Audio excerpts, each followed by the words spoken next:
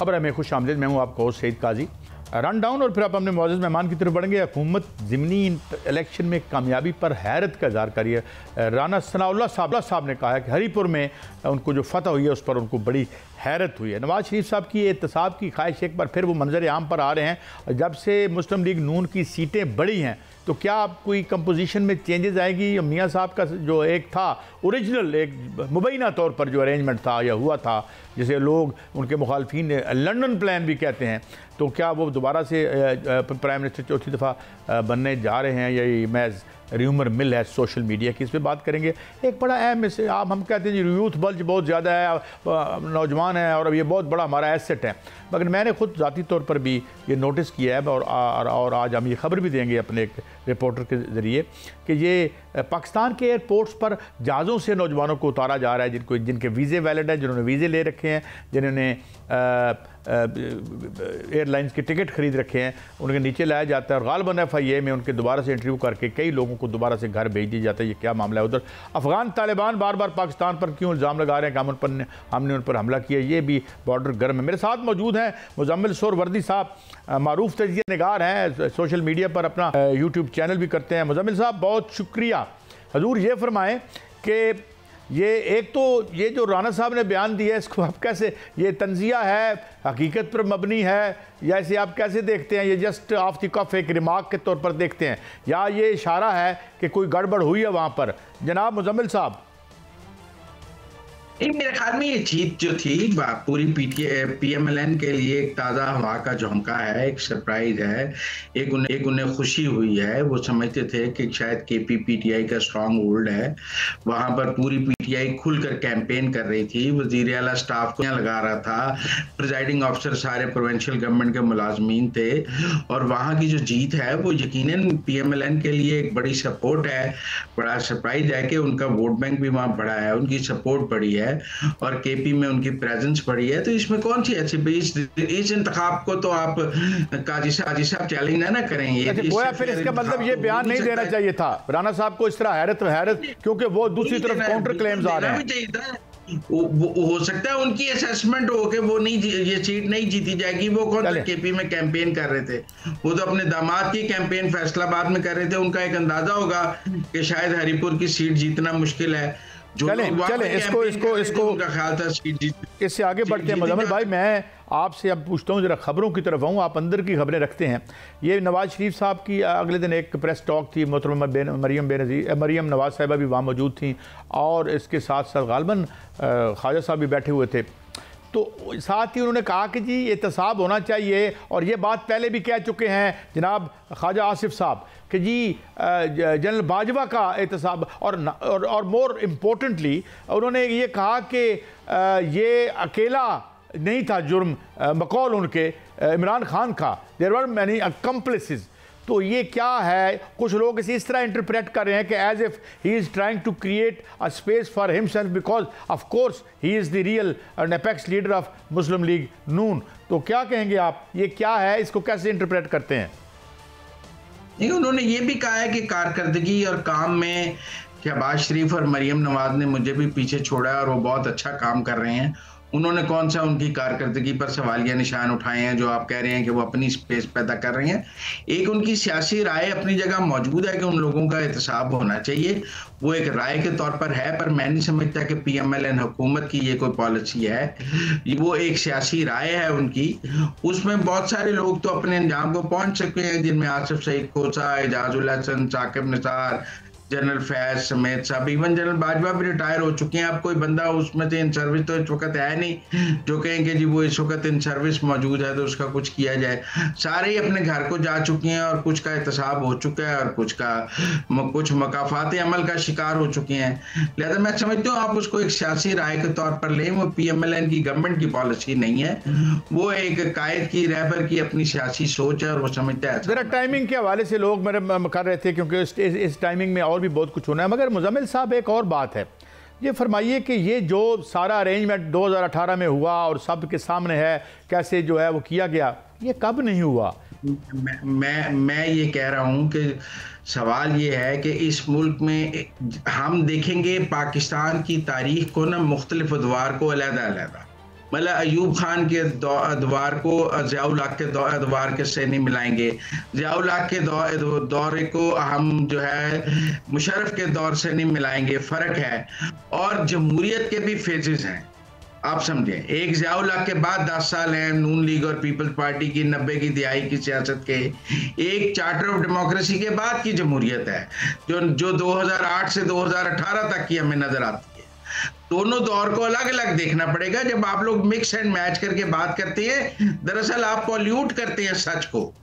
आप ये कहें कि इस मुल्क में 2008 के इंतखाबात हुए जिसमें किंग्स पार्टी हारी और उन इंतखाबात के नताइज को दुनिया ने तस्लीम किया। इस मुल्क में 2013 के इंतखाबात हुए, उसके ऊपर बेशक आपने 129 दिन का धरना दिया, आप एक धांधली नहीं साबित कर सके। हत्ता कि सुप्रीम कोर्ट ने 2013 के इंतखाबात को वैलिडेट किया। जो 4 हल्के खोले गए वो पीटीआई चारों हल्के दोबारा हार गई और ये साबित हुआ कि 2013 के नताइज ठीक थे। धांधली का दौर 2018 से इमरान खान के लिए शुरू हुआ दोबारा।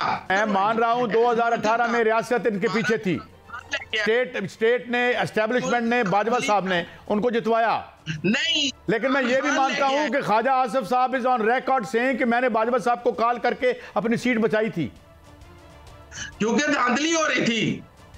ख्वाजा आसिफ साहब की सीट पर धांधली हो रही थी, इसलिए उन्होंने कहा कि ना करें मेरी सीट पर धांधली।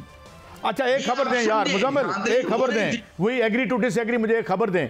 ये जो चीफ जस्टिस साहब की आपने बात की जो साबका थे और जिनके बारे में मुस्लिम लीग नून के बड़े तहफ़्फ़ुज़ात हैं, और ये जो बाकी लोग हैं, क्या सीरियसली, और फिर इमरान नवाज शरीफ साहब का कहना कोई गैर संजीदा बात नहीं है, डू यू थिंक के they will be taken to task and will be booked, और जो उनके मुबैना उनके कारहाय नुमाया हैं उन पर उनकी सरकूबी होगी या तादीबी कार्रवाई होगी? नहीं, आई डोंट थिंक सो। सबक मिल गया हुआ है मुस्लिम लीग नून को परवेज मुशर्रफ का पे आर्टिकल 6 लगा के, और फिर आपको पता है किस तरह इमरान खान और उनके वज़रा परवेज मुशर्रफ का दिफा करते थे, किस तरह उनके दौर में उनके आर्टिकल 6 लगाने वाले जजेस का जो हाल किया गया, किस तरह इमरान खान के दौर में मुशर्रफ को बचाने की कोशिशें की गई, किस तरह मुशर्रफ के दिफा में इमरान खान के तर्जुमान 24 घंटे लगे रहते थे। साकिब निसार साहब का आपने नाम लिया और आपके बयानात आपके आते रहे बड़े सख्त, क्या साकिब निसार साहब के हवाले से भी बातें हो रही हैं, तो क्या उनके हवाले से भी कोई, यानी आप कह रहे हैं कि अब कोई तादीबी कार्रवाई नहीं की जा रही, मैं ये एक बयान था मियां साहब का? ना, महज एक बयान था, एक पब्लिक ओपिनियन बिल्ड करने के लिए उन्होंने बात की, एक पॉलिटिशियन की राय थी, ये गवर्नमेंट की पॉलिसी नहीं है। अच्छा मुजम्मिल साहब आगे बढ़ते हैं, ये फरमाइए कि एक बड़ी अनटूवर्ड सिचुएशन क्रिएट हो रही है केपीके में, आपकी यानी आपकी तो नहीं, आप तो साफ़ी हैं, मैं फेडरल गवर्नमेंट की एक नुक्ता नज़र है, एक आपकी पीटीआई का नुक्ता नज़र है, कहाँ जाते देख रहे हैं इस कॉन्फ्लिक्ट को? बिकॉज क्योंकि बाई एंड लार्ज ये कोई हमारे मफाद में तो है नहीं। मुजम्मिल साहब देखिए, फॉरेन पॉलिसी डोमेन है फेडरल गवर्नमेंट की, किस मुल्क से ताल्लुकात रखनी है किससे नहीं रखने, ये फॉरेन पॉलिसी फेडरल गवर्नमेंट की डोमेन है। किस मुल्क के साथ वीज़ा फ्री एंट्री होगी, किस मुल्क के साथ वीज़ा फ्री एंट्री नहीं होगी, ये डोमेन है फेडरल गवर्नमेंट की। किस मुल्क के साथ ट्रेड होगी, किस मुल्क के साथ ट्रेड नहीं होगी, ये डोमेन है फेडरल गवर्नमेंट की। प्रोविंशियल गवर्नमेंट ने फेडरल गवर्नमेंट को ओबे करना है, और अगर वो ओबे नहीं करती तो वो पाकिस्तान के आइन से इनहराफ करती है। वो पाकिस्तान का जो फैब्रिक है यहाँ गवर्नेंस का, उसको तो आप गवर्नर राज देख रहे हैं मेरे नजदीक। गवर्नर राज आप देख रहे हैं गवर्नर राज? नहीं, मैं नहीं देख रहा गवर्नर राज, कोई जरूरत ही नहीं गवर्नर राज। अच्छा, राना वर्दी साहब मेरे साथ रहिए, हमें अभी राना मुबशर साहब ने भी ज्वाइन किया, बहुत शुक्रिया। राना साहब बड़ी मज़ेदार गुफ्तगू करते हैं मुजम्मिल साहब, और आपको भी हम मिस कर रहे थे। एक तो मैं आपसे ये पूछूंगा कि ये जो इनका ख्याल है मुजम्मिल साहब का कि कोई वो जो बयानात नवाज शरीफ साहब दे रहे हैं वो इसलिए नहीं है कि कोई चेंज ऑफ गार्ड्स हो रही है मुस्लिम लीग नून के हवाले से, आप कैसे देखते हैं टाइमिंग को? जो टाइमिंग थी जो नवाज शरीफ साहब ने फरमाया कि जनाब बाजवा साहब कभी आप एहतसाब करें and you know all those people because Imran was not the only culprit, ये मैं उनको कोट कर रहा हूँ, आप कैसे देखते हैं और इसकी क्या इम्प्लीकेशन हो सकती हैं? राना साहब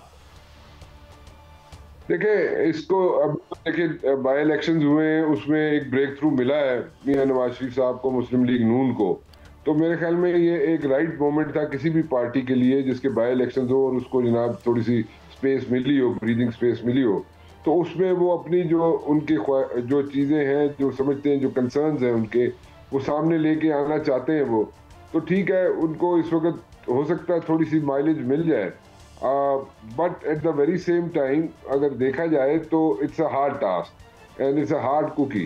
आप सब लोगों के अगर इसी तरह एहतसाब करना शुरू कर देंगे, इंक्लूडिंग कोई भी चीफ ऑफ आर्मी स्टाफ हो, आई एम नॉट कंसर्न्ड कि कौन है कौन नहीं, it's about the office of the chief of army staff. तो सिर्फ ऑफिस की बात करूंगा मैं, किसी फर्द वाहिद की बात नहीं कर रहा मैं। तो इसी तरह अगर आप शुरू कर देंगे एहतसाब करने, तो कल को एक सिचुएशन बन जाएगी, और वो एक सिचुएशन जो है वो फिर प्रॉब्लम्स क्रिएट करती है in the days to come, और वर्किंग जो है उसमें हिंड्रेंसेस आ जाते हैं। तो मेरे ख्याल में अगर करना चाहते हैं करें, हमें तो कोई प्रॉब्लम नहीं है। चलें और आगे एक और सवाल, क्योंकि आप ज़रा देर से आए हैं तो मैं चाहता हूँ आपसे और मुतमत्तो हो सकें। ये फरमाइए कि ये अभी हमें मुजम्मिल भाई से बात कर रहे थे कि एक अनटूवर्ड सिचुएशन आ रही है और बड़ा स्ट्रॉन्ग कहना चाहिए, हार्ड लाइन ले रहे हैं ये जो अफरीदी साहब हैं।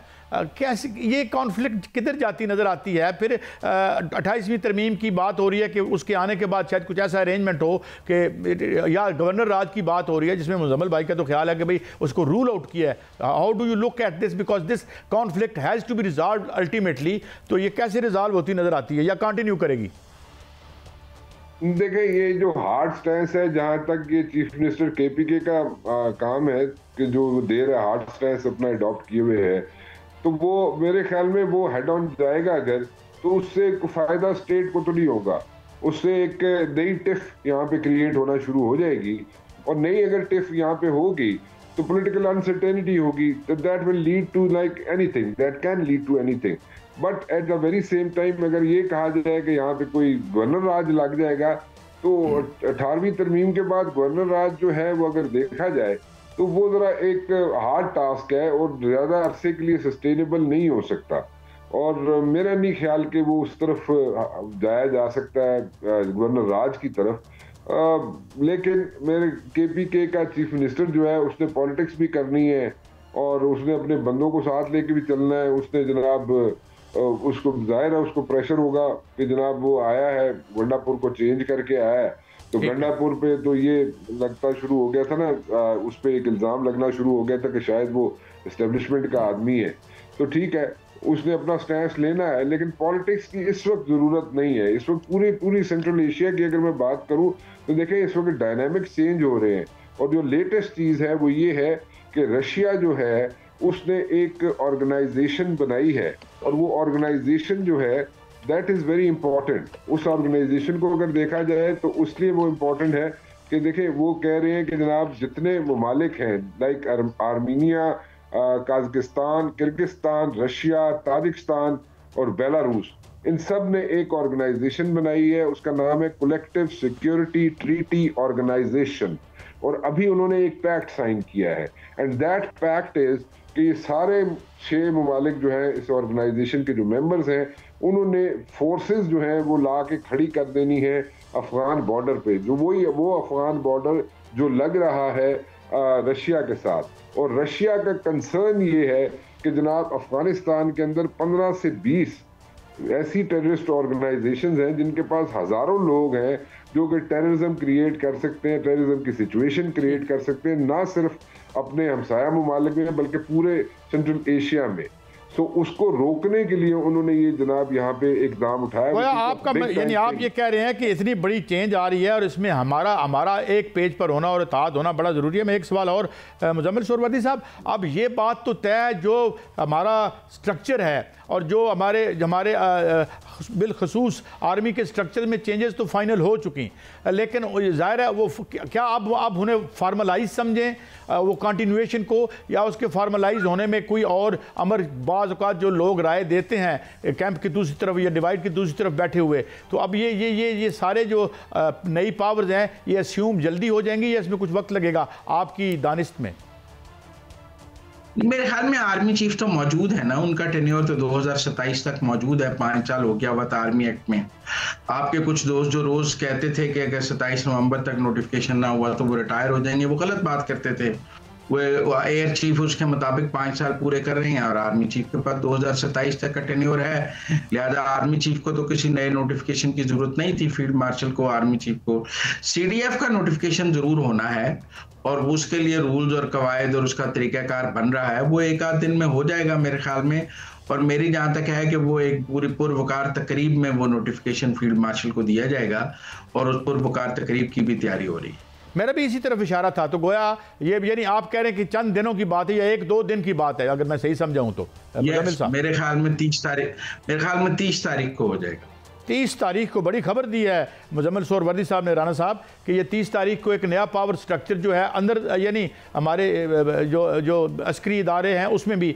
How do you look at all these changes? इसको साथ वो भी जोड़ लें कि जुडिशरी की शक्ल भी हमने तब्दील की है। Do you think all that has happen for good, और या इसकी आपकी नज़र में क्या इम्प्लीकेशन? क्योंकि कुछ लोग ये कहते हैं कि जो हमारा जुडिशरी का पिलर था उसको इन तरामीम ने या ये जो हमारी मुकन्ना है उसने उसको मुतासर करके बकौल उनके उसमें मुअत्तल बनाया है। आप कैसे देखते हैं?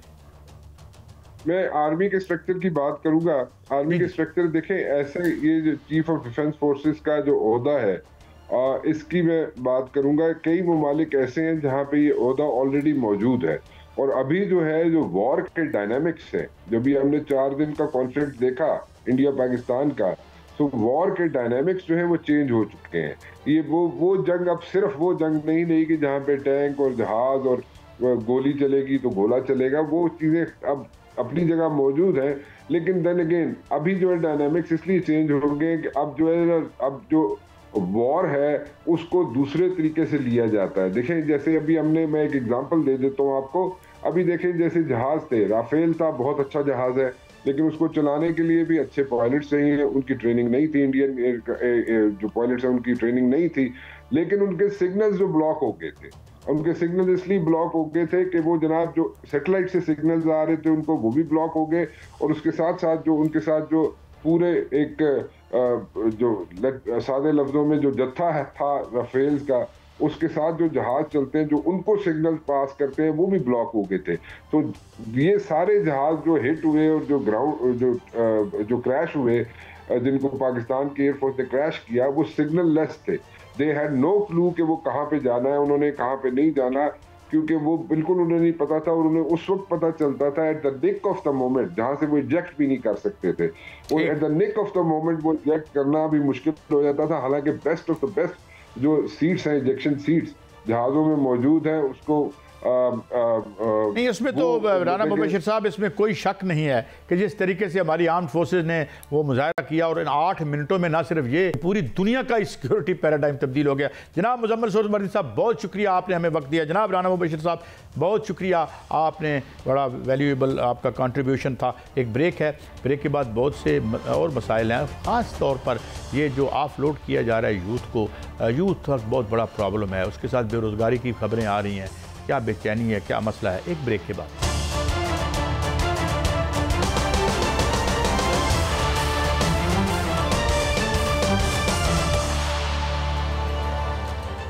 Welcome back. नाज़रीन, हमने अभी आपसे बात की थी कि पाकिस्तान के एयरपोर्ट से बाद ममालिक को जाते हुए नौजवानों को, जिनके पास वीज़ाज़ भी होते हैं और जिनके पास जो यानी ऑफ लोड कर देते हैं, उन्हें वो जो बोर्डिंग के बाद उतार दी जाता है। हमारे साथ मौजूद हैं हमारे रिपोर्टर वासिफ महमूद साहब, ये FIA और दीगर बहुत सारी अहम बीट्स देखते हैं। बहुत शुक्रिया वासिफ।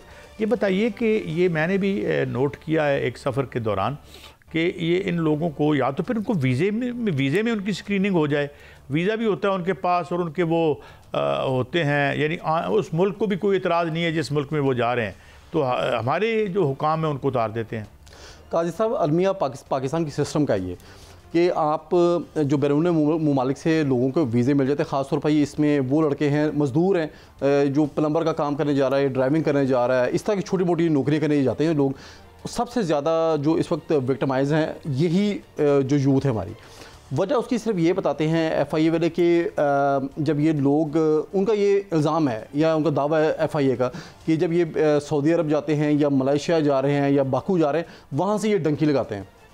लेकिन मसला ये है कि जब लोग एयरपोर्ट पर जाते हैं, लाखों रुपए की टिकटें ख़रीद लेते हैं, अपना जो बाकी जो खर्चा कर लेते हैं, कर्जे लोगों इन नौजवानों ने उठाए होते हैं, लेकिन जब एयरपोर्ट पे जाते हैं तब उनको मालूम होता है कि उनके कागजात में ये कमी है, वो कमी है। लेकिन जब एयरपोर्ट आने से पहले कोई ऐसा कमी क्या है, मसलन क्या कमी करके FIA ने बंदे को बुलाया और वो मैंने तो जो देखा मंजर वो ये उतारा, ये है भाई नहीं क्या है, कितने पैसे हैं तुम्हारी जेब में, ये है वो है, इस तरह के सवाल। सब 2-3 चीज़ें इन्होंने मतलब FIA के हर बंदे की ज़ुबान पर रटी हुई हैं कि आपके पास पैसे कितने हैं, वो उसका ये नहीं देखेंगे उसकी ट्रैवल हिस्ट्री है, वो अमेरिका का या दीगर ममालिक का वीज़े लगे हुए, सिर्फ पूछेंगे आपके पैसे हैं कि नहीं हैं, उम्र आपके कितने पैसे हों तो वो मुतमिन होते हैं। मतलब कम से कम हर बंदे के पास $1000 तो ज़रूर हो। तो लेकिन एक जो मज़दूर तबके से ताल्लुक़ रखने वाला बंदा है जिसको सऊदी अरब का वीज़ा लगा हुआ है, उसका प्रोटेक्टर एक डिपार्टमेंट है, एक ओवरसीज़ डिपार्टमेंट जो महकमा है उसके नीचे है प्रोटेक्टर एंड इमिग्रेंट डिपार्टमेंट, एक उसका प्रोटेक्टर लगता है। प्रोटेक्टर तो तब लगता है ना कि जब आपको दूसरे मुल्क में जॉब मिल जाए तो फिर आप FIA से वो प्रोटेक्टर लगवा के जाते हैं। सब ये ज़्यादातर वही लोग हैं जिनके वर्क वीज़े हैं, ज़्यादातर उन्हीं लोगों को ये अगर वर्क वीज़ा है तो वर्क वीज़े पे तो रोकना है क्रिमिनल।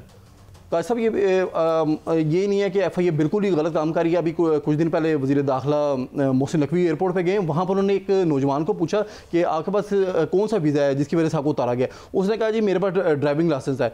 ड्राइविंग लाइसेंस उसके बाद देखा तो पूछा तो उसके बाद ड्राइविंग लाइसेंस नहीं था। जो प्रोटेक्टर डिपार्टमेंट है उसका ये काम है कि जब कोई प्रोटेक्टर लगवाने यानी मतलब वेरीफाई करवाने आए वीज़े को, तो उसके पास उसका जो ड्राइविंग लाइसेंस होना लाजमी था। बाकी जो CNIC जो दीगर दस्तावेज़ात है होना ज़रूरी है, लेकिन ड्राइविंग लाइसेंस होना लाजमी था। लेकिन जब उसने नौजवान से पूछा तो उसने कहा मेरे पास तो ड्राइविंग लाइसेंस नहीं है। तो सवाल ये पैदा होता है कि उसने वो प्रोटेक्टर लगवाया कैसे है। तो इसका मतलब है कि प्रोटेक्टर डिपार्टमेंट जो दीगर जो महकमे वो पैसे खा रहे हैं। क्या ये वासिफ खबर ठीक है कि उम्रे पर जाने वाले लोगों को भी ऑफलोड किया जा रहा है मुबैना तौर पे, या जो स्टूडेंट्स वीज़े पे लोग जा रहे हैं उनको भी रोका जा रहा है? काश साहब जो रिटर्न तो नहीं है, FIA ने हमें कुछ चीज़ बताई है। मैंने डिप्टी डायरेक्टर लाहौर एयरपोर्ट पे जो है वैस साहब उनसे पूछा, मैंने कहा आपके पास रिटर्न कुछ चीज़ ऐसी है जिस बेसिस पे आप लोगों को उतारते। उन्होंने हमें उन्होंने भी बताया कि दीगर जो FIA के एहलकार उन्होंने बताया कि कुछ मोटी मोटी चीज़ें बताई हैं कि 30 साल से कम उसकी उम्र हो नौजवान की, वो गुजरांवाला गुजरात डिवीज़न या मंडी भावदीन डिवीज़न से है, और उसके पास वो फर्स्ट टाइम ट्रैवलर है और उसके पास वर्क वीज़ा है। और तो इसका मतलब है कि इन बंदों को उन्होंने उतारना ही उतारना है। और दूसरा जो FIA कर रही है कि पहले ये होता था कि मैं अगर मजदूर पेशा आदमी हूँ, मैं लाहौर से मुझे टिकट पड़ती है अगर 1 लाख रुपए की सऊदी अरब के लिए, और कराची से मुझे मिलती है 70,000 रुपये की, तो मैं ये प्रेफर करूँगा कि यहाँ से मैं रेलवे से बैठूँ और कराची से जाके 70,000 रुपये की टिकट ले लूँ।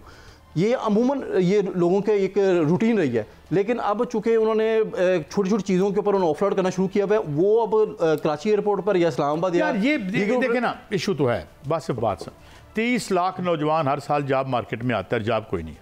अभी कल जो ये आपका प्लानिंग कमीशन है, इन्होंने रिपोर्ट दी है कि बेरोज़गारी में मज़ीद इजाफा हो गया। और मैं समझता हूँ ये जब भी हमारे बुज़ुर्ग कहा करते थे कि एक झूठ होता है, एक सफ़ेद झूठ होता है और एक सरकारी आदाद शुमार होते हैं। हकीकत में कितनी अनएम्प्लॉयमेंट है, एक हिडन या कंसील्ड अनएम्प्लॉयमेंट होती है, वो कितनी है। तो 30 लाख लोगों को जब हम नौकरियां यहाँ नहीं दे सकते और जिनकी नौकरियां हैं उनके भी हम इन्फ्लेशन से बेड़े गर्क कर रहे हैं, तो वो फिर मजबूरी से भागेंगे यहाँ पे, किसी इकोनॉमिक माइग्रेशन करेंगे। और ना हमने ये सिस्टम बनाया कि यार हम अपनी इनको कोई हम हुनर दे दें जिसकी डिमांड हो पाए। काजी साहब 2000 पूछने वाली कोई नहीं है। 2022 के बाद जब हुकूमत गई तो उस वक्त एकदम से लोगों के अंदर एक तजब्ज़ो पैदा हुआ कि पाकिस्तान में पता नहीं कैसे हालात होंगे। अब बेरोज़गारी के मुतालिक, महंगाई के मुतालिक तो अपने जो पंजाब के गवर्नर है उन्होंने कल खुद एतराफ़ किया है कि 50% तक बेरोज़गारी बढ़ी हुई है। तो लोग कहाँ जाएँ? जो महकमा पासपोर्ट है उसका ये कहना है कि 2022 तक रोज़ाना पूरे पाकिस्तान में तकरीबन 40 से 45 हज़ार पासपोर्ट बनते थे।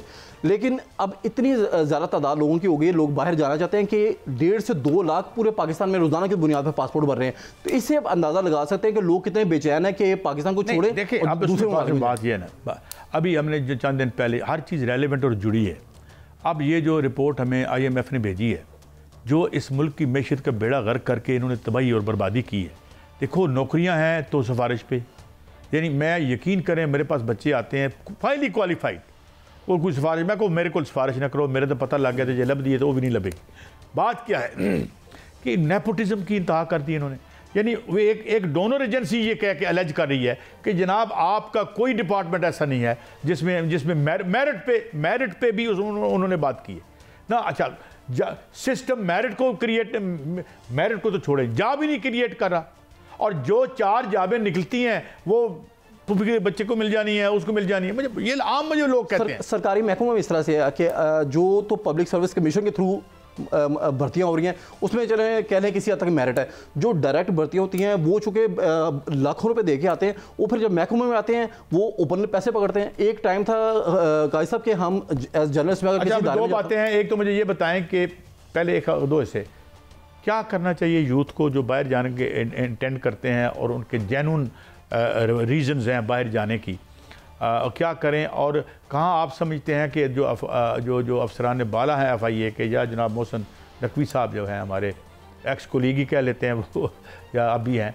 तो वो क्या करें ऐसा कि FIA जो है वो एक्सप्लॉइट ना करे। कुछ अर्सा पहले आपने देख लिया वो क्या था, NIC जो था डिपार्टमेंट, उसके लोग पकड़े गए यहाँ पे, ये साइबर क्राइम वाले हाँ जी वो नौकरियों से भी निकल गए हैं। हाँ जी। तो भाई इधर भी कोई सफाई करें। दूसरा ये मुझे ये बताएं कि वो यूथ जो जेन्युइनली बाहर जा रहे हैं उनको क्या क्या चीज़ें होनी चाहिए उनके पास। काजी साहब, सबसे पहले तो हमारी रिक्वेस्ट है मोहसिन नकवी साहब से, हमने उनसे बारहा प्रेस ऑफिस में भी सवाल किया है कि कोई सफरी जो हिदायतनामा वो बनाएं ताकि ऐसे लोग जो मतलब छोटी मोटी जॉब्स पे जाते हैं वो आने से एयरपोर्ट जाने से पहले अपना वो हिदायतनामा पढ़ लें ताकि उनको मसला ना हो। दूसरा ये कि ये जो फॉरेन रेमिटेंसेज हैं वो तो हर मुल्क की ज़रूरत होती है, हर मुल्क से लोग बाहर जाते हैं, तो पाकिस्तान से अगर लोग बाहर काम करने जाए तो मुल्क का फ़ायदा ही है ना। लेकिन आप जब इस तरह से लोगों को एक्सप्लॉइट करेंगे, आप एयरपोर्ट पर जा रहे हैं, आपको इमिग्रेशन के हुकाम ने रोक दिया, आप उससे कहेंगे यार मेरे को कोई पैसे पकड़ो मुझे जाने दे, तो ओपनली वहाँ पर पैसे पकड़ लेते हैं। अभी DG FIA जो रिफत साहब हैं उन्होंने खुद ही एतराफ़ किया है कि उन्हें शिकायत मसूल हुई है कि मुख्तलिफ एयरपोर्ट्स के ऊपर लोगों से पैसे लेकर भी लोगों को बाहर भेजा जा रहा है। इसका मतलब है आपका जो क्राइटेरिया है FIA का कि तो फिर ठीक है, राजा रिफत साहब एक अपराइट ऑफिसर हैं, वो भी ये कह रहे हैं, तो मेरे ख्याल में इसमें there is a lot to be done, इसमें होना चाहिए। मगर मेरा आप क्विकली मुझे जवाब दीजिएगा, कुछ कमी आई है ये लोग इस मैशत के जहन्नुम से भागने के लिए यहाँ पे किश्तियों पे बैठ के बाहर जाते थे, बड़ी देर से खुदा का शुक्र हमने किसी के डूबने की खबर नहीं सुनी, उधर कुछ कमी आई है? काजी साहब, ये हम तनकीद तो कर रहे हैं उसके FIA के ऊपर भी, लेकिन बड़ी हद तक उन्होंने इस चीज़ को कंट्रोल भी किया है। अभी सऊदी अरब ने 26 अफराद को वहाँ पे ऑफलोड किया, उनको गिरफ्तार भी किया, उन्होंने FIA को इमिग्रेशन को जुर्माना भी किए हैं। इसी तरह से मुख्तलिफ ममालिक की जानिब से FIA इमिग्रेशन को बहुत शुक्रिया। मुझे ब्रेक की तरफ जाना है, ये बहुत बड़ा इशू है रोज़गार का, यूथ का, ये हमारा मुस्तकबिल है, ये हमारा फ्यूचर है, क्या इसका हमने असर कर दिया। बहरहाल एक ब्रेक के बाद हाजिर होते हैं, तो वापस आएंगे। अफगानिस्तान हम पे इल्ज़ाम लगाता है, अहम दिफाई तजिया नगार हमारे साथ होंगे, समझने की कोशिश करेंगे ये बॉर्डर क्यों गर्म हो रहा है, इसको ठंडा कैसे करना है। एक ब्रेक के बाद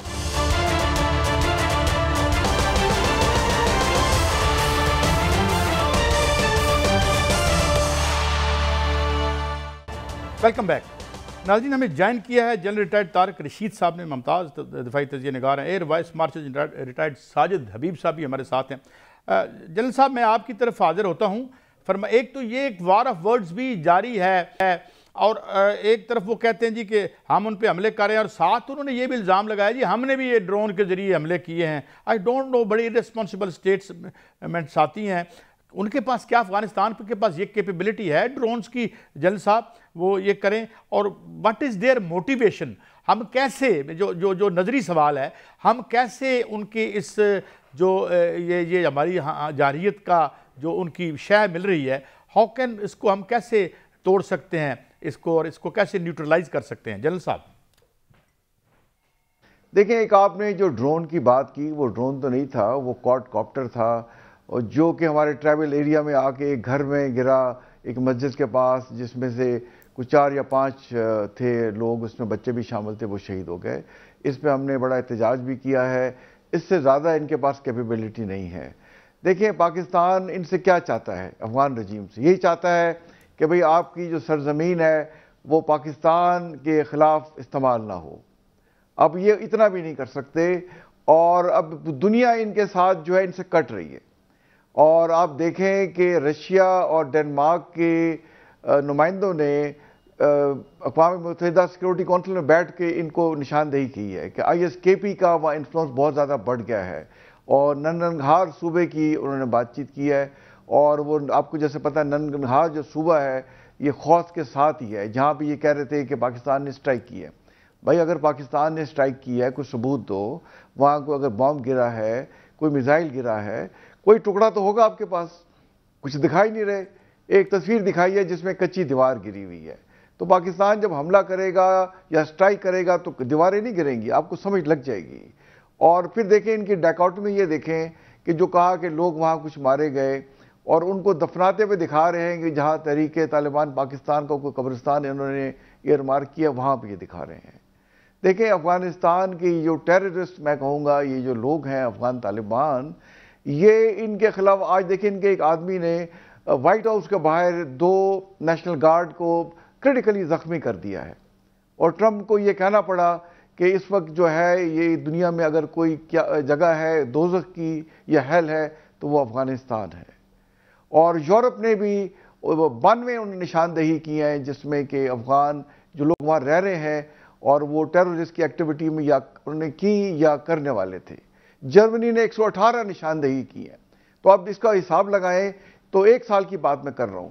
तो हर हफ्ते कोई ना कोई इनको सिक्योरिटी थ्रेट या अलर्ट यूरोप इशू कर रहा है अफगानिस्तान के बाशिंदों की तरफ से। तो और साथ हमने बॉर्डर इनका बंद कर दिया है।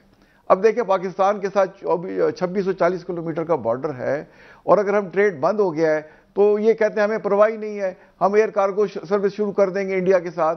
वो भी अकल के अंधो, वो आपका 3,500 से 4,000 किलोमीटर का फासला है वहाँ से।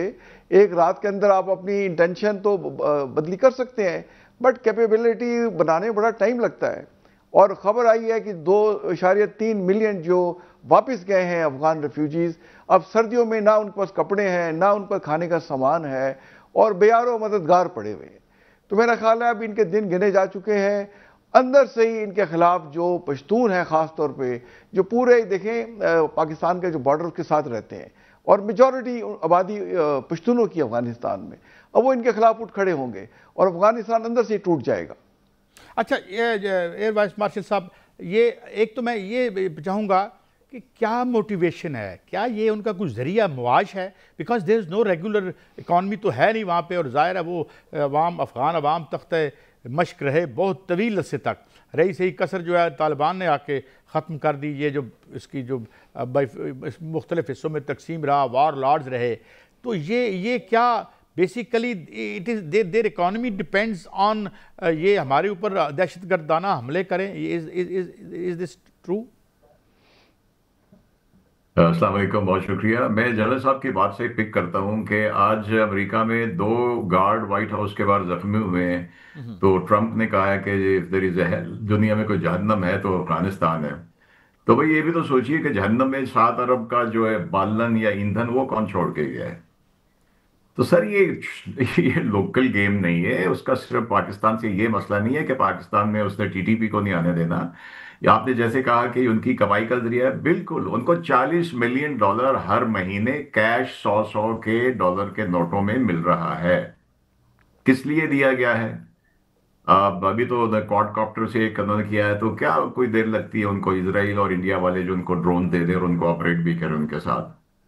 तो आप इसके ये वो तालिबान, मैंने पहले भी आपसे गुजारिश की थी, मुल्ला उमर के जमाने वाले नहीं है। रशिया सोवियत यूनियन इनसे कोई दोहा मुआहिदा करके नहीं गया था।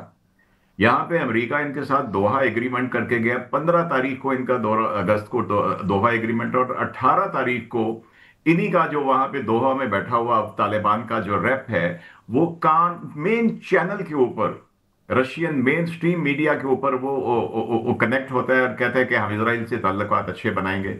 वो बाद में जरा इधर उधर से कतर से सऊदी अरब से लानतान हुई तो उसने अपनी स्टेटमेंट वापस ले ली। कौन सी 2 एनजीओज हैं जो सबसे बड़ी, जो यहाँ पे स्पेशली उन एरियाज में जो पाकिस्तान के साथ लगते हैं, उनमें जब ये जल्जला आया 1.5 साल पहले तो वो एड कर रही थी। दोनों जूश जो है वो जो एनजीओज है वहां पे कर रही हैं। ये रॉ और बसात का गठजोड़ है। और मैं फिर इसको माय एनालिसिस इसको मैं कनेक्ट करूंगा कंटेनिंग चाइना। पाकिस्तान को इंटरनली डिस्टर्ब रखना है क्योंकि मेन आर्टरी सीपेक पाकिस्तान से गुजरती थी। बाकी तो फिर चाइना ने जब हमसे ये नहीं संभाला गया या हमारे सिक्योरिटी कंसर्न थे तो वो दाएं बाएं और भी रोड उनकी, और चाइना के लिए कोई मसला तो नहीं है। तो अब देखिए ना कि ये इन्होंने बजाय इसके कि हमारी बात माने कि भी टीटीपी को आप हमारे हवाले कर दो या उनको रोको, वो छलांग लगा के भारत चले गए। हमने चीज इनकी बंद की है और हमने एड बंद की है, इससे तो हमारा फायदा है, ये तो हमारे मुल्क के लिए बहुत बड़ा अच्छा एड फायदा है मार्शल कि साहब, वो मेरा जो अरबों की ज़िमनी चीजें सवाल है, फिर जाके मैं वापस आ जाती थी। माफ़ी चाहता हूँ, मेरा ज़िमनी सवाल आपसे है साजिद हबीब साहब, फिर मैं जाऊँगा जी जल साहब के पास। क्या हमें रिटेलिएट करना चाहिए? हम करेंगे? और फिर जब अमेरिका बहादुर ने भी कहा, जैसे जनरल साहब कह रहे हैं कि ये अफगान असासा थे जिन्होंने वो कुछ किया, तो do you see any effort on the part of Pakistan and America to neutralise these terrorists? जी, आई एम श्योर कि पाकिस्तान डिप्लोमेटिकली, जैसे चाइना है, रशिया है, तुर्की है, कतर है, अमेरिका से भी इसके ऊपर बात हुई है। और वो अमेरिका को चाहिए कि अगर वो नेक नीयती से पाकिस्तान के साथ अच्छे रिलेशंस की बात करता है, तो हमारा तो सबसे बड़ा मसला ही इस वक्त टीटीपी है। ठीक। तो हमने तो 80,000 से 85,000 जाने पिछले 20 साल में जाए कर हमारी वो जाए हुई हैं, इसमें शहीद हुए लोग, शहीद हुए। तो ये अमेरिका को भी सोचना पड़ेगा। और तालिबान ने अगर अमन से रहना है तो कब तक वो 40 मिलियन पे, और भारत की वो अगर चाह बाहर से चीजें मंगवाना चाहते हैं तो आपको कितना टैरिफ एक्स्ट्रा पड़ेगा? अच्छा, आप देखिए कि उन्होंने इंडिया को, भारत को टैरिफ फ्री इन्वेस्टमेंट की ऑफर कर दी है। हमारी सिंपल सी बात नहीं मानी पड़ोसी की कि भाई अपने दहशत गर्दों को रोको, इनको हमारे ऊपर हमले करने से रोको। तो end of the day Pakistan, I think कि हमारी जो मिलिट्री जो अच्छा, अब लीडरशिप है, जो जी जी, हमारी मैं ये स्टेट दो लीडरशिप है, बातें और आगे पॉलिटिकल, लेके बढ़ता वो हूँ बड़े एयर मार्शल साहब। कि we general sahab will strike back and जी वी जी शुड। जी जी बिल्कुल जनरल साहब, एक तो यही बात कि ये दो बातें जनरल साहब मैं आपसे पूछ, एक तो ये कि कितना कास्ट हम इनकर करें इस अफ़गानिस्तान के लिए। हम भी एक ज़ाहिर हैं कि ये इससे बाज आ जाए, नंबर वन। नंबर टू, ये जो मैंने अभी आपकी खिदमत में अर्ज़ किया, ये अरुणाचल प्रदेश की खातून वाला जो मामला था, इस पे भी एक र्यूमर मिल्स और बयान और वार ऑफ वर्ड्स चल रही है अमेरिका, चाइना और इंडिया के माबैन। और ये जो चाइना और इनके सरहदी झगड़े हैं, जो क्लेम्स हैं चाइना के, हमने देखा कि रिसेंटली ताइवान के ज़मन में भी उन्होंने फ़ोन किया है ट्रंप साहब को, तो उसको आप उसकी फॉल आउट कैसे देख रहे हैं चाइना की और इंडिया की? And secondly, what kind of cost we must incur to stop them from doing all this? General sahab देखिए, हमने जो स्टांस लिया है अफगानिस्तान के अगेंस्ट एक हार्ड स्टेट का, कि हम सिक्योरिटी को तरजीह देंगे तिजारत पे। ठीक है, हम आपसे ट्रेड कर रहे थे और ज़्यादा आपका अफगान ट्रांसलेटेड सारा पाकिस्तान से जाता था, पूरी लाइफ लाइन इनकी पाकिस्तान के ऊपर डिपेंडेंट थी और 70 से 80% सारा ट्रेड हमसे कर रहे थे। और अब उसको देखें कुर्बान करके कहते हैं कोई बात नहीं, ट्रेड बंद है तो हम इंडिया से कर लेंगे। भाई कैसे कर लेंगे? आपको वो रास्ते खोलने में ना वहाँ आपका इंफ्रास्ट्रक्चर है, कब आप इंफ्रास्ट्रक्चर बनाएंगे? फिर आपको वो कॉस्ट इफेक्टिव ही नहीं होगा। 4000 किलोमीटर दूर है आपका इंडिया से, हमारी स्पेस के ऊपर से वैसे भी जहाज नहीं गुजर सकते, फिर चाह बाहर पे लाएंगे, उसमें हजार उसमें मसले मसाइल आ जाते हैं। तो ये बिल्कुल वायबल ही नहीं है और इन्हें अपनी अवाम का ख्याल ही नहीं है। तो अब ये अवाम इनके खिलाफ उठ खड़ी होगी। वहाँ ऑलरेडी नेशनल रेजिस्टेंस फ्रंट और नेशनल मोबिलाइजेशन फ्रंट की खबरें आई हैं, जो बदख्शा सूबे में और पंजशेर वैली में कई जगहों पे कब्जा कर चुके हैं। अब अवाम इनके खिलाफ उठ खड़े होंगे और हमें इनके साथ हार्ड स्टेट्स का साथ रखना होगा। ये बिल्कुल लातों के भूत है, ना ये मुसलमान है देखें, और ना ये अपनी बातों पे कायम रहते हैं, झूठ बोलते हैं, कह के मुकर जाते हैं। तो हमें पाकिस्तान को अपने मफाद, वैसे हमारे देखें अफगान, हमारा, हम कहते हैं ठीक है हमारा बरादर मुल्क है, इस्लामी भाई है, हमारा हमसाया है, हम अफगानियों के खिलाफ नहीं है। हम सिर्फ उनके खिलाफ हैं कि जो अफगान सरजमीन को पाकिस्तान के खिलाफ दहशतगर्दी में इस्तेमाल होने दे रहे हैं और हमारी बात नहीं सुन रहे। जहां तक देखें अरुणाचल प्रदेश की आपने बात की, तो अरुणाचल जो प्रदेश है वो हिस्टोरिकली तिब्बत का हिस्सा था और वो इसने इंडिया ने फिलहाल उस पर अपना कब्जा किया हुआ है। और वक्त के साथ आप देखेंगे अरुणाचल प्रदेश चाइना इनसे ले लेगा और चाइना ने जो लेटेस्ट नक्शे रिलीज किए हैं अरुणाचल प्रदेश उसमें उसका हिस्सा है। और गलवान वैली में तो 2000 स्क्वायर किलोमीटर का कब्जा उन्होंने 2020 में कर लिया था और उस पर इनके डॉक्टर सुब्रमण्यम स्वामी ने बड़े आड़े हाथों मोदी को लिया था कि आपको शर्म आनी चाहिए, चाइना वहां 2000 स्क्वायर किलोमीटर का कब्जा कर गया, आपकी फौज वहां नहीं थी और मोदी चुप करके बैठ गया। तो it's a matter of time, India के हिस्से बखरे होने वाले हैं और तालिबान के अगर उन्होंने यही स्टांस पाकिस्तान के रखा, इनके भी दिन गुने जाएंगे। और पाकिस्तान के साथ देखें दुनिया जुड़ रही है और अमेरिका ने $100 बिलियन एग्जिम बैंक ने ऑलरेडी अनाउंस कर दिया है कि हम दुनिया में इन्वेस्ट करने जा रहे हैं कि रेयर अर्थ मेटल में, क्रिटिकल मिनरल्स में, और पाकिस्तान नंबर 1 लिस्ट है उनकी प्रायोरिटी में। तो पाकिस्तान इंशाल्लाह आप देखें हर आने वाले दिन के साथ मजबूत से मजबूत होगा, इंडिया कमजोर से कमजोर होगा, और ये अफगानियों को भी समझ लग जाएगी। जी जी, एयर वाइस मार्शल साहब, अभी जो जल साहब ने बात की, तो क्या एक तो हमें पता है कि अंदर बेशुमार उनके अंदर तहरीक, हमने देख लिया इस जंग के बाद कि इंटरनली कितनी वीकनेसेस हैं उसकी, और वो जो सारा एक था 5वीं बड़ी मैशत वाला वो सारा उतर गया बेस। ये फरमाइए, हॉट बॉर्डर्स आप फिर एक्सपेक्ट कर रहे हैं बिटवीन चाइना? तो हम जानते हैं कि अग्रेसर नहीं रहा कभी, लेकिन इंडिया के साथ उसकी कई दफ़ा हुई है। तो do you see in future कि क्या एग्रेसिव स्टैंड होगा? जैसे ट्रंप साहब से भी बात उन्होंने ताइवान के हवाले से की, और ये अरुणाचल वाला जो वाक़या है वो आप कैसे देखते हैं? क्योंकि जंग का हो सकता है ख़तरा इंडिया और चाइना के माबैन। एयर मार्शल साहब, इंडिया चाइना के साथ जंग अफोर्ड कर ही नहीं सकता। अगर वो जंग अफोर्ड कर सकते तो जैसे जनरल साहब ने कहा, वो अपना वाक्शाई चीन और उसके साथ वाले एरिया वापस ले लेते, इसके अरुणाचल प्रदेश के ऊपर जो एरिया उसको वापस ले लेते। इतनी हिम्मत उनके पास हुई नहीं। वहां से जिस तरह की इनको बीटिंग मिली, जो इनकी वीडियोज आई इनके ट्रूप्स की, तो वो तो सिवाय एक शर्मिंदगी के इनके लिए और कुछ भी नहीं था। तो I don't think at all कि इनका चाइना के साथ हॉट बॉर्डर या इसका कुछ करेंगे। चाइना उस एरिया में बहुत ज्यादा डेवलपमेंट कर रहा है, और वो स्ट्रेटेजिक पॉइंट ऑफ व्यू से कर रहे हैं। यहाँ से लेके उधर तिब्बत तक वो आई वाज रीडिंग कि वो एक रेल इंफ्रास्ट्रक्चर बना रहे हैं इन दोज माउंटेन्स, और जिस तरह की वो चीजें कर रहे हैं वो कर भी लेंगे। जहां तक पाकिस्तान भारत की बात है, we should never trust Indians as long as, खास तौर पे मोदी हिंदुत्व वाले बैठे हुए हैं, हमें कभी ट्रस्ट नहीं करना चाहिए। लेकिन मोदी को भी पता है कि अगर उसने फिर कुछ हरकत करने की कोशिश की कि पॉलिटिकल गेन्स के लिए, तो भाई पहले की तरह अगर फिर मार पाई के तो फिर आपका क्या बनेगा।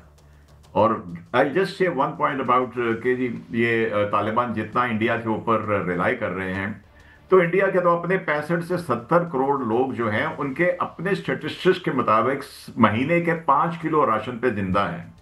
तो अफगानिस्तान को किधर से खिलाएंगे वो? तो आई थिंक के end of the day Afghanistan को, जैसे जनरल साहब ने कहा, रियलाइज करना पड़ेगा।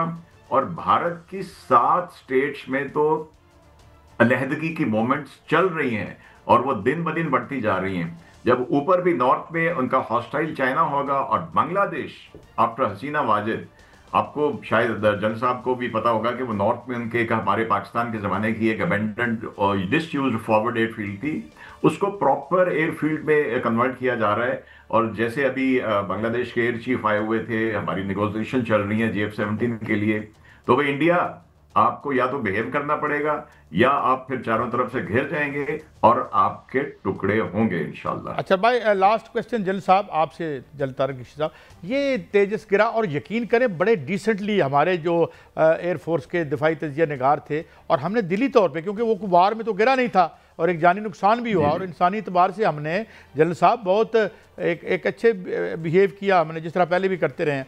अब वो पहले भी वो कह रहे थे जी ये सबोतैज हुआ है जो उनका गिरा है दुबई में, और अब कुछ उनके चैनल्स कह रहे हैं कि जी ये, अरे भाई हम क्या क्या कर सकते हैं, घर में बैठे हुए हमारे तो अपने बड़े मसाइल हैं, और क्या आप वाकई इतने कमज़ोर हैं कि हम ये कर पाएंगे, फिर सुलह कर लें हमारे साथ? जनरल साहब देखिए, ये तेजास की आपने बात की, पहले उसमें ऑयल लीक होता रहा, और फिर रिपोर्ट्स आई कि वो टेक्निकली फिट नहीं था, बट इन्होंने अपने उसमें घमंड में आके या शेखी में उसको उड़वा दिया, और वो बेचारा पायलट उस पर मारा गया। और हमारे साथ भी जो वार का हक हुआ, तो हमने 7 तारीख को 6-7 की रात को इनके 7 त्यारे गिरा दिए, और ट्रम्प ने तो कहा कि 8 गिराए। तो इन्हें होश के नाखून लेने चाहिए। 1.5 अरब का मुल्क है, और इस वक्त 4 इडियट्स इसको रूल कर रहे हैं। हमने 3 इडियट्स की तो फिल्म देखी थी, अब ये फिल्म चल रही है 4 इडियट्स। मोदी, राजनाथ सिंह, अमित शाह और अजीत डोवल, इन्होंने पूरे इंडिया को होस्टेज किया हुआ है, और पाकिस्तान को तो अंडरमाइन ही नहीं कर सकते। जुर्रत करके देखें, हम इनका सफाया कर देंगे। तो ये इन्हें होश के नाखून लेने चाहिए, अपनी अंदरूनी कमजोरियों पे काबू पाना चाहिए, अवाम की बेहतरी के लिए काम करना चाहिए, और वार रिटोरिक्स को छोड़ना चाहिए। आपने शायद आज भी लेटेस्ट रिपोर्ट आई है, देखें, ऑक्सफोर्ड यूनिवर्सिटी में डिबेट हो रही थी। उस डिबेट का टॉपिक था कि इंडिया जो अपने अवाम को जो इस तरह वॉर रिटोरिक करता है, वो अपने सिर्फ जज्बात को भड़काने के लिए करता है। उसके अंदर इनके एक्स आर्मी चीफ आने वाले थे, हमारा पैनल भी वहाँ मौजूद था और डिबेट्स के ऊपर 11वें आवर पे वो पैनल मैदान छोड़ के भाग गया और कहा कि नहीं हम उसमें पार्टिसिपेट नहीं कर सकते। 6 महीने से उसकी तैयारी हो रही थी। तो ये बिल हर जगह लूज कर रहे हैं, हर जगह से इनको तमाचे पड़ रहे हैं, इनको होश के नाखून लेने चाहिए। सही फरमाया आपने जनरल साहब के। ये तकरीबन रोज़ाना टीवी स्क्रीन पर जो वो है वो अर्नाब गोस्वामी ये पूरी फतह कर देते हैं दुनिया को। बहरहाल बात यही है, जिस तरह एयर वाइस मार्शल साहब ने कहा कि इतनी भूख है, 70-80 करोड़ लोगों को आपने बेकारी बना दिया, हमारे भी बड़े मसाइल हैं, तो कुछ इसको होश के नाखुन। बहुत शुक्रिया जनाब जनरल रिटायर्ड तारिक रशीद साहब हमारे साथ थे, एयर वाइस मार्शल रिटायर्ड जनाब साजिद हबीब साहब, thank you very much for enlightening us on these very vital and complex issues. ये था हमारा हफ्ते का आखिरी शो, मंडे को फिर मिलेंगे। अल्लाह हाफिज़।